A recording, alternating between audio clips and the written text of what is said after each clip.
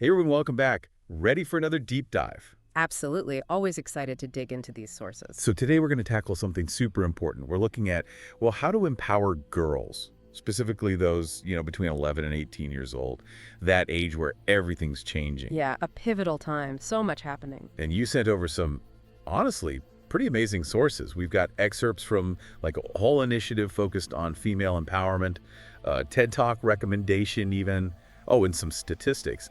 Those really hit me. Yeah, I think weaving these different perspectives together, we can get a much clearer picture of what girls are facing today, both the challenges and what we can do about it. Okay, so right off the bat, something jumped out at me from the research. It was, well, this idea of a confidence drop. It seems like girls' confidence just plummets during those secondary school years. I remember those years.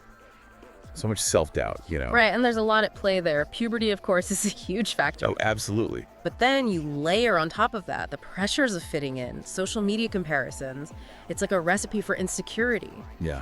And all these messages they're bombarded with constantly about how they should look, how they should act. It really eats away at their sense of self-worth. And it's not just like a fleeting feeling. Right. This has real consequences. Exactly. It can impact everything.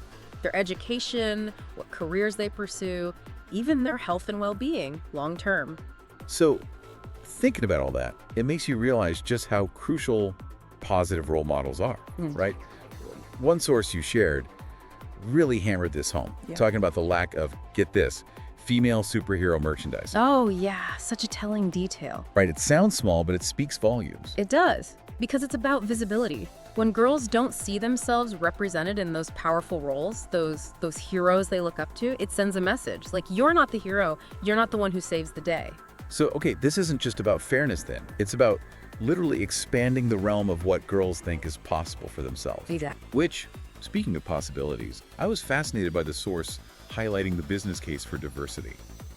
I mean, it flat out said that companies with strong female representation, they perform better financially. And that's not just some feel-good idea. The data backs it up. It's pretty compelling when you look at the numbers. So basically, empowering women isn't just the right thing to do, it's good for business. It's a win-win, really.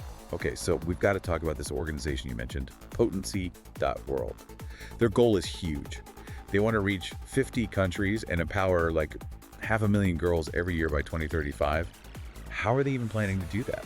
Well, it's a multi-pronged approach. They focus on mentorship, a lot of it. Okay, makes sense. Leadership training, giving girls the tools they need to step up, and educational resources, but like not your typical stuff. They're really challenging traditional gender roles, trying to reshape how girls see themselves and what they believe they can achieve. It kind of reminds me of the TED Talk you recommended by Sir Ken Robinson about nurturing creativity in education.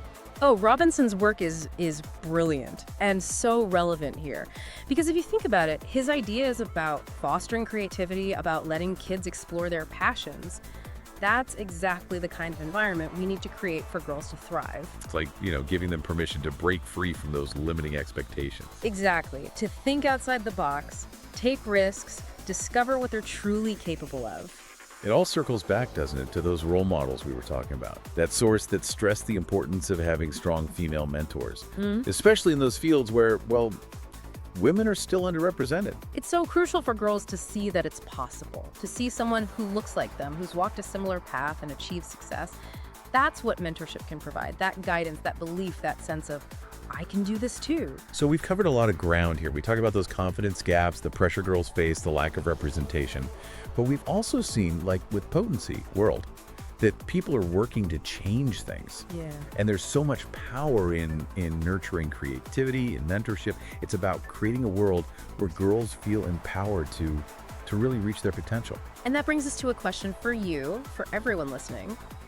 What if you could design the perfect learning environment or mentorship program for girls? What would that look like? What elements would be absolutely essential to nurture their confidence, their creativity, to help them become the leaders, the innovators, the change makers of the future? It's a question worth thinking about because we all have a role to play in making that future a reality. And that's something worth striving for sure.